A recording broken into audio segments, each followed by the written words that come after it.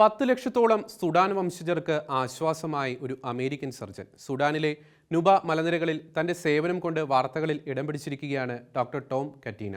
Mother of Mercy ഹോസ്പിറ്റലിലെ ഏക സർജനും അടിയുറച്ച കത്തോലിക്ക വിശ്വാസിയുമാണ് ഡോക്ടർ ടോം. സർക്കാരിനെ അട്ടിമറിക്കാനുള്ള ശ്രമങ്ങൾ നടന്നതിനെ തുടർന്ന് കടുത്ത സാമ്പത്തിക രാഷ്ട്രീയ സംഘർഷങ്ങൾ നേരിടുന്ന ആഫ്രിക്കൻ രാജ്യമാണ് സുഡാൻ. 2011 മുതൽ 2017 വരെ നൂബ മലനിരകളെ ചൊല്ലി സുഡാനും ദക്ഷിണ സുഡാനും തമ്മിൽ ആഭ്യന്തര സംഘർഷം ഉണ്ടായിരുന്നു. കൂടാതെ ദാരിദ്ര്യവും മറ്റ് അരക്ഷിതാവസ്ഥയും ഇവിടെ നടമാടുമ്പോൾ തന്റെ അർപ്പണബോധത്തോടെയുള്ള ആതുര സേവനങ്ങളിലൂടെ വാർത്തകളിൽ ഇടം പിടിച്ചിരിക്കുകയാണ് ഡോക്ടർ ടോം കറ്റീന എന്ന അമേരിക്കൻ ഡോക്ടർ. മിഷണറി സേവനം മനസ്സിൽ നേരത്തെ തന്നെ ഇടം പിടിച്ചിരുന്നതിനാലാണ് താൻ വൈദ്യപഠനം തിരഞ്ഞെടുത്തതെന്ന് ഡോക്ടർ പറയുന്നു. ഡ്യൂക്ക് യൂണിവേഴ്സിറ്റി മെഡിക്കൽ കോളേജിൽ നിന്നും പഠിച്ചിറങ്ങി US നാവികസേനയിൽ 4 വർഷം സേവനമനുഷ്ഠിച്ചതിനു ശേഷം ന്യൂയോർക്ക് ആസ്ഥാനമാക്കി പ്രവർത്തിക്കുന്ന കാത്തലിക് മെഡിക്കൽ മിഷൻ ബോർഡിൽ പേര് രജിസ്റ്റർ ചെയ്തതോടെയാണ് സുഡാനിലെ സേവനങ്ങൾക്ക് തുടക്കമാകുന്നത്.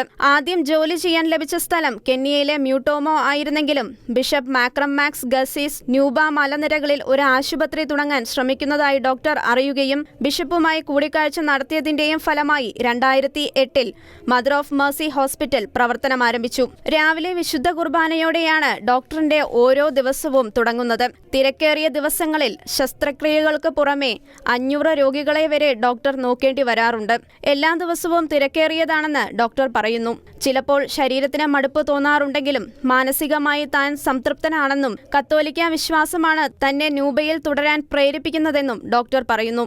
പട്ടാളക്കാരുടെ ഇടപെടലും ബോംബുകളുടെയും മറ്റും ആക്രമണങ്ങളും ന്യൂബ അഭിമുഖീകരിച്ചപ്പോഴും കത്തോലിക്ക വിശ്വാസം തന്നെയാണ് തന്നെ പിടിച്ചു നിർത്തിയതെന്ന് ഡോക്ടർ ഉറപ്പിച്ചു പറയുന്നു.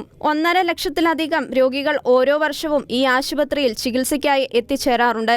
കൂടാതെ ഒരു വർഷം 2100 ശസ്ത്രക്രിയകളും നടക്കാറുണ്ട്.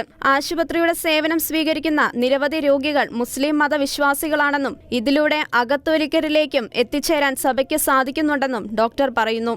ഡോക്ടർ ടോമിന്റെ മനുഷ്യത്വപരമായ സേവനത്തിന് അന്താരാഷ്ട്ര പുരസ്കാരമായ അറോറ പ്രൈസ് 2017 നൽകി ആദരിച്ചിരുന്നു. ലാഭനഷ്ടങ്ങൾ പരിഗണിക്കാതെ യേശുവിലുള്ള വിശ്വാസം മുറുകെ പിടിച്ചുകൊണ്ട് സുഡാനിലെ ന്യൂബ മലനിരകളിൽ നിസ്വാർത്ഥ സേവനം തുടരുകയാണ് doctor Tom. International desk, Shekinah news.